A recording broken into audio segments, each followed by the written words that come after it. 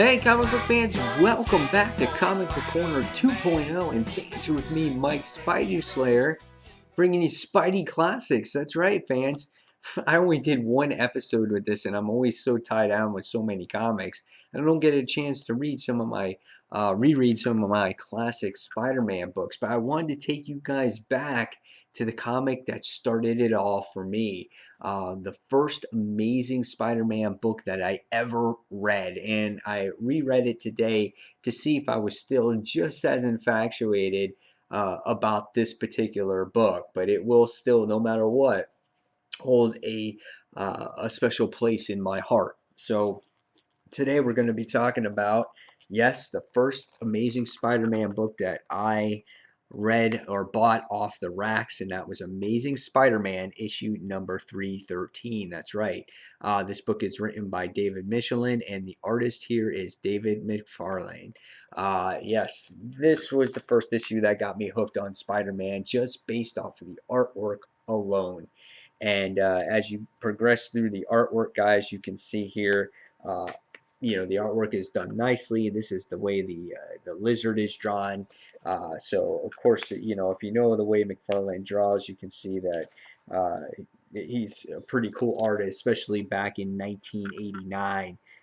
It's kind of revolutionary the art style of the way comics were drawn back then, and you can see that here with the Amazing Spider-Man on how he was drawn and whatnot. So yeah, artwork was pretty solid here. So what did I think of this issue? What was this story about? Well, first of all, this is kind of very fitting. There's a couple things here that fit in today's pop culture. One thing is that the book opens up with, yes, folks, flying sharks. That's the first thing that you see in this book, that there's a flying gigantic great white going through the tunnels, which is down the Midtown Tunnel, and it flies around, and then Spider-Man has to literally take it and destroy it. And now the reason why these sharks and demons and things like that are appearing is because of the Inferno crossover event that happens throughout the Marvel Universe. So that's why these strange events are happening in some of your heroes' books back in the time. And this is the reason why Kurt Connors actually can't control himself from turning into a lizard, because a demon is possessing him in the issue, whereas before he had control um, of his changing into the lizard.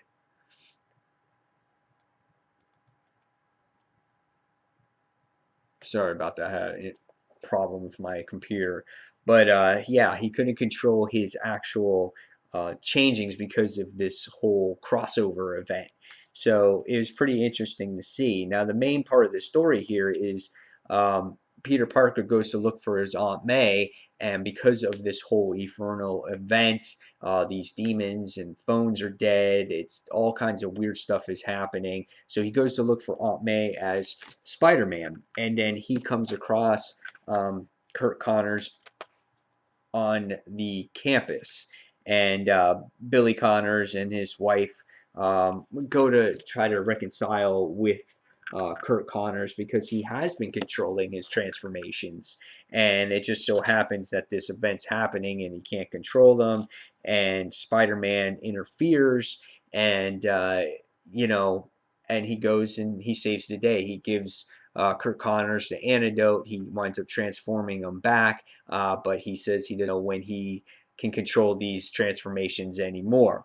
Now, very basic story, not much really here that's the most outstanding story I read. But at the time I was 14, so I was infatuated by the art, and I just loved the way Spider-Man was drawn, and that's what really drove me to comics in the first place, was because of artwork. But there's some key things here.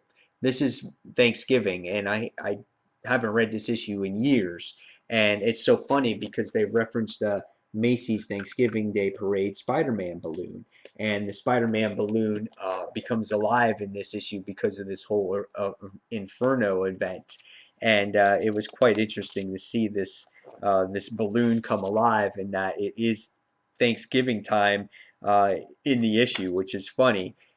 And the other thing is, Todd McFarlane is the artist here.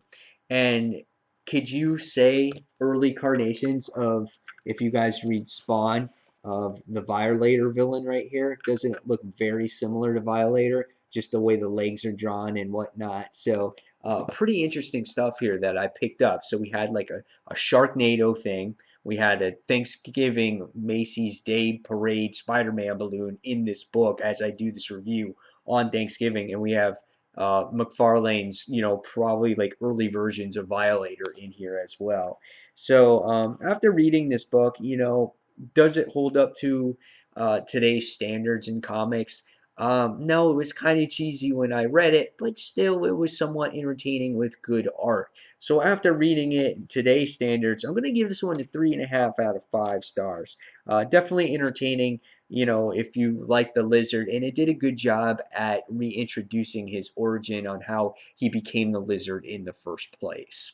So great stuff here, just brought back memories for me on why I started collecting the Amazing Spider-Man in the first place. And yeah, so 3 out of 5 for today's standards of the Amazing Spider-Man issue number 313. So guys, hopefully you enjoyed this segment of Spidey Classics. And guys, until the next comic book review, this is Mike Spidey Slayer signing off, and happy Thanksgiving, everyone. See you soon. Bye.